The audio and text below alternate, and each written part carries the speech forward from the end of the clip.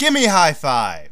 No, no, no. Put your hand down. Not that kind of high five. A top 5. As in the highest 5 chameleon actors in the Hollywood film industry. For me, a true chameleon actor is someone who can go from one personality to the next. Someone who can play the role of a timid individual and then pull a total 180 and become a furious psychopath. Now, a lot of actors in Hollywood have been able to do that, but really, there's only a handful that are able to do it all the time. So here we have it, the high 5 chameleon actors. Number 5 goes to Helena Bonham Carter. This lady has got to be one of the coolest women in modern Hollywood. She's most famous for her more eccentric roles like Bellatrix Lestrange in Harry Potter and Mrs. Lovett in Sweeney Todd. But almost every role she's done before, after, and between just stands out in all of our minds. Helena's roles seem to favor a bit more of the bizarre side, as you can guess. But the great thing about it is, where most people would start to act the same in those kinds of worlds, she's able to pull off a different face with each one. But that isn't to say she can't make a lot of other roles feel totally serious. As much as the remake of Planet of the Apes sucked, Helena was able to embody the character of Ari amazingly. I don't think anyone could have played the character better than her.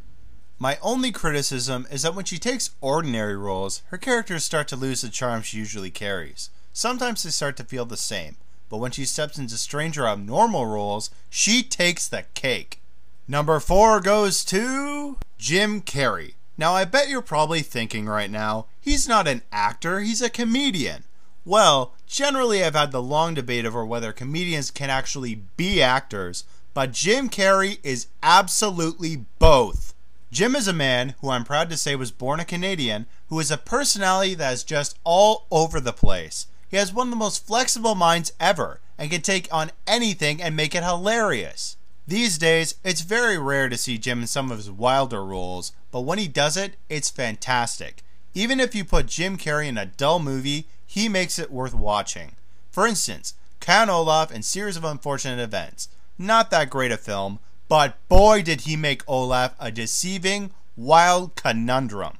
If you ever want to watch the best of Jim Carrey, watch films like The Mask, Batman Forever, The Grinch, or Me, Myself, and Irene. In that last one, he's literally playing 2 characters in one body. Yeah, it's nothing Oscar-worthy, but it's a role where you're literally turning someone who's probably never hit a person in their life into a man who would chuck a kitten across a room. Sometimes when Jim does serious roles they work, and other times they don't. But that isn't to say he's a terrible actor when it comes to emotion. In The Truman Show, he's still got that kind of humor, but he's still a man you can feel for. Number 3 goes to Robert Downey Jr.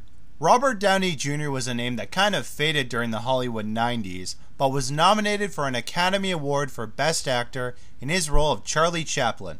When you think about it, how many people can actually pull that guy off? It wasn't until 2008 that Robert Downey Jr. seemed to return to the big leagues with his role as Tony Stark in the film Iron Man. When I saw this guy, I had never heard of him, and I thought to myself, well, he looks like Tony Stark, but can he play the role right? You bet your freaking butt he played the role right. Robert Downey Jr. was able to turn a spoiled rich boy with nothing but women, and women on his mind into someone totally committed to making a difference. Every word he said was something I felt Tony Stark would say. He was sarcastic, charming, and just the guy who was the life of a party. Now we come to a role that everybody was talking about post Iron Man. Kirk Lazarus in the comedy Tropic Thunder. And boy did this guy rock the screen. In the film, Robert Downey Jr. isn't just playing the role of an Australian actor, he's playing an Australian actor who's playing an African American soldier. And he was incredible as both of them. This film was a comedy undoubtedly, and Robert Downey Jr. didn't have to play the roles as well as he did, but he did anyway. Apparently, he was actually so committed to this role that just like Kirk Lazarus, he didn't even break character between takes. Every face that Robert pulled off in this movie was sensational, something to be remembered. Everybody had big controversy about his role, but by the end, everybody seemed to love it. The most ironic part is, Here is Robert Downey Jr. playing an Academy Award-winning actor, and later, Robert Downey Jr. is nominated for an Academy Award for playing an Academy Award-winning actor. Robert Downey Jr. has incredible talent and will be a name to be remembered through all of Hollywood. Number 2 goes to Johnny Depp. Because really, this guy seems to be the face of Hollywood. Much like Helena Bonham Carter, Johnny Depp has been known to do his eccentric roles and do a lot of Tim Burton work. But everything he does is unique. Johnny's debut into movies was with the first Nightmare on Elm Street film, and his name has been a mosaic of roles ever since. Today, he's primarily known as Captain Jack Sparrow, but before and after that, he's been a man of 1,000 personalities. Johnny Depp is a method actor, and that's exactly why he's able to perform so well in his roles. In the film Fear and Loathing in Las Vegas, Johnny prepared for the role of Raoul by not only becoming friends with the character's creator, Hunter S. Thompson, but by actually switching cars with him. For every role that Johnny does, he's always able to find a way to get into that character's mind. And of course, every girl in the world is absolutely gaga for him, which is probably the reason he has fans from almost every age group and from both genders. The guys love him for his twisted roles in acting, and the girls love him for...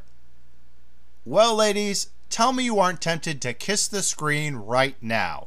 Johnny is one of those guys who can go from the mundane to the insane lickety-split. He's been Sweeney Todd, James Matthew Barry, John Dillinger, Willy Wonka, Ichabod Crane, even Ed Wood, who has been called the worst filmmaker of all time, and he was able to make him worth watching. All these roles are almost totally different from the other, and Johnny's the kind of guy who succeeds at all of them. There will never be enough work for Johnny Depp. So now I bet you're asking, who on earth could be better than Johnny Depp? Number 1 goes to Gary Oldman. Wait a second. Something's missing. Ah, there we go. No, something's still missing. Wait a minute. I know. Gary Oldman. Gary Oldman. Gary Oldman. Gary Oldman. Gary Oldman. This guy continues to be one of my favorite actors of all time. And if you followed his work, you'll know why.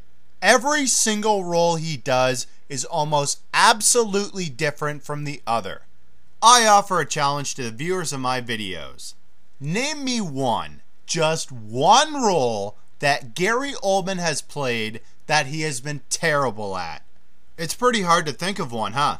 That's because Gary Oldman is just one of those guys who gets into the heads of a character in seconds. How does he do it? Well, that's the thing. Nobody knows. If you said to Gary Oldman, Gary, I want you to play Superman, you'd turn around for about 2 seconds, and when you'd turn back, he'd not only be playing Superman, but a convincing Clark Kent, Lex Luthor, Jimmy Olsen, and yes, even Lois Lane. Okay, so yeah, I'm exaggerating a little on that part. But here's something that I am downright serious about. This Christmas, Robert Zemeckis is premiering his film, A Christmas Carol, where Gary Oldman will be playing 3 roles through motion capture. The ghost of Jacob Marley, I already know that one's gonna be creepy. Bob Cratchit, and I am not even kidding here, Tiny Tim. Gary Oldman, a man in his early 50s, is going to play, but not voice, a little boy with a limp leg who Ebenezer Scrooge carries around on his shoulder like he's a parrot. After reading this online, instead of freaking out like I usually would at something like this, I said, it is official. Gary Oldman can play anyone. This guy has played Sid Vicious, Lee Harvey Oswald, Beethoven, Pontius Pilate, Dracula, Jim Gordon, and the list just goes on and on and on. Gary Oldman puts himself 100% into the minds of his characters, still break character between takes, though I wouldn't be surprised if he didn't, and never drop the ball. For years, I have been asking this question and demand to know the answer. Where the heck is this guy's Oscar? By now, he should own the flippin' Academy. Well, apparently Gary Oldman is actually a very private man in real life. Hey, if you were such a great actor, wouldn't you want a little time away from crazy fans? So it could be that even if he did get nominated for an Oscar, he might turn it down. I don't know, and frankly, I couldn't figure out this guy's thoughts if I tried. Why? Because he's Gary Oldman! So YouTube, there you have it. My high 5 favorite chameleon actors.